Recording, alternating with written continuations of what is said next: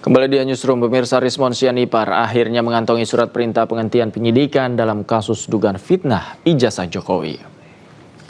Mekanisme restoratif justice. Kuasa hukum Rismon, Jahmada Girsang, menyebut SP3 Rismon Sianipar telah diterbitkan pada 14 April 2026. SP3 ini diterbitkan untuk 4 laporan terhadap Rismon Sianipar. Bahwa SP3 ya surat katakanlah tentang SP3-nya.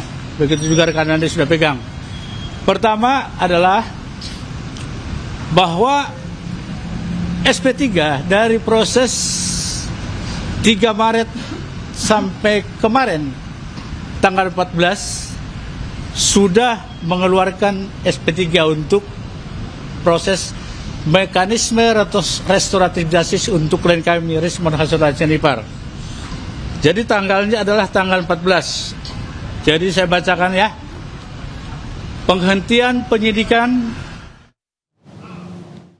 Jadi semua ini jangan digiring bahwa ada faktor duit, faktor apapun. Kalau ada yang berpikir seperti itu, berarti dialah yang menginginkan duit itu. Itu saja.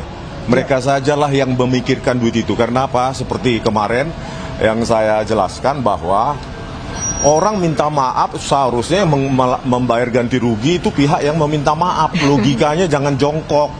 Itu bagi yang menuduh, ya. Nah, kita selesaikan aja isu liar itu ada di situ. Yang jelas adalah kita semua melihat bahwasanya step ke depan sudah berjalan, ya. Ya, saudara Roy Suryo, saudara Tifa, ya, dan dari klaster 1, ya. Anda selalu mengatakan bahwasanya tidak akan terbit SP3, ya, RJ-nya ditolak dan sebagainya. Sudah. Anda jangan berhalusinasi lagi, jangan bermimpi lagi, persiapkanlah ya semua evidence yang Anda punya untuk bertarung nanti di pengadilan. Ya, kami semua relawan Pak Jokowi dan juga ya para pendukung Jokowi. Tanggapi SP3 Rismon Sianipar, kuasa hukum Roy Suryo CS Ahmad Ozinuddin menegaskan bahwa surat perintah penghentian penyidikan terhadap Rismon tidak memiliki landasan hukum kuat. Ancaman pidana yang sebelumnya disangkakan terhadap Rismon di atas 5 tahun hingga proses penghentian perkara dianggap menyalahi prosedur. Ada aturan yang mengatur sepanjang dikehendaki oleh saudara Joko Widodo.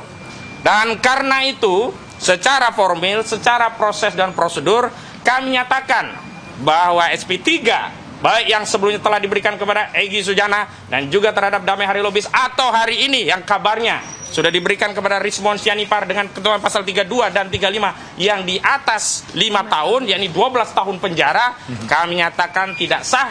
Dan kalau tetap dikerjakan dan dianggap sah, maka ini yang kami sebut bahwa negara tidak lagi berada di bawah kendali hukum. Tidak ada lagi kendali hukum, dan dalam proses penegakan hukum yang menjadi panglima bukan lagi hukum, tetapi yang menjadi... Sementara itu, pemirsa, Roy Suryo CS menggelar aksi unjuk rasa di depan gedung DPR RI. Mereka menuntut wakil rakyat mendengar aspirasi mereka.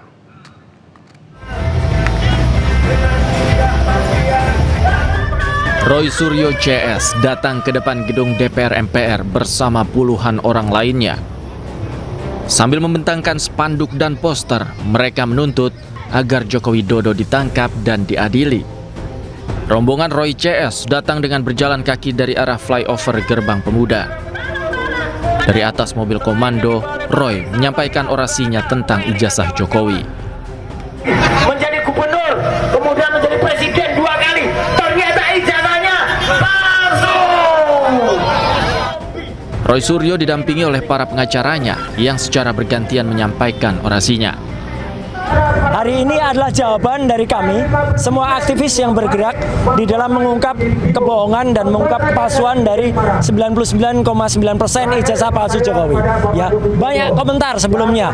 Itu mereka Roy CS itu atau Roy, Tifa, Kurnia, kemudian Rustam dan kemudian Rizal Fadila itu beraninya ada di sosmed. Tidak. Hari ini kita buktikan. Kita ada di lapangan. Kita ada di depan gedung Dewan. Kita ada di depan wakil rakyat kita. Dan kita tanya kepada wakil rakyat kita, 580 anggota Dewan itu mendengar tidak? Inilah aspirasi rakyat, inilah aspirasi masyarakat. Selain Roy Suryo, sejumlah pensiunan jenderal juga ikut serta dalam unjuk rasa ini. Salah satunya adalah Maijen Purnawirawan Sunarko.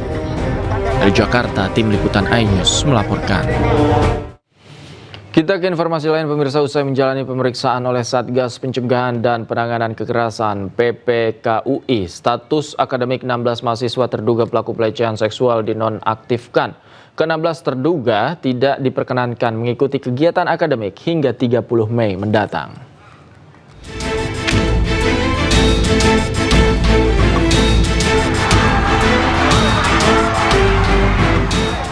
Terduga pelaku pelecehan di Fakultas Hukum Universitas Indonesia menerima sanksi akademik. 16 terduga dinonaktifkan status akademiknya dan tidak diperkenankan mengikuti pendidikan maupun aktivitas lain yang berkaitan dengan kegiatan akademik. Nonaktifan hingga 30 Mei mendatang tertuang dalam memo internal. Ke-16 terduga ini terus menjalani pemeriksaan intensif oleh Satgas PPKUI. Sanksi ini bukan sanksi akhir lantaran pemeriksaan masih berjalan dan UI tegas tidak pandang bulu terkait latar belakang terduga pelaku. Terkait berbagai informasi yang beredar mengenai identitas, latar belakang maupun dugaan adanya relasi terhadap terduga pelaku, Universitas Indonesia menegaskan bahwa UI tidak memandang bulu. Setiap aksi kekerasan seksual akan diproses sesuai fakta, bukti, dan ketentuan yang berlaku.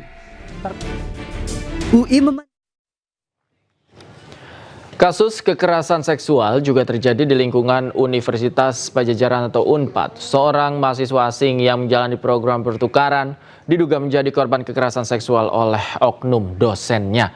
Dan pemirsa, informasi yang akan hadir ini sekaligus menutup jumpa kita dalam iNewsroom malam hari ini. Temukan informasi-informasi terbaru lainnya di www.inews.id.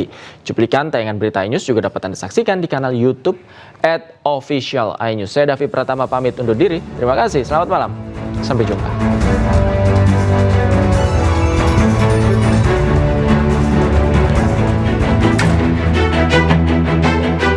Seorang guru besar Fakultas Keperawatan Besar di Universitas Padjadjaran atau UNPAD diduga melakukan pelecehan seksual terhadap seorang mahasiswi.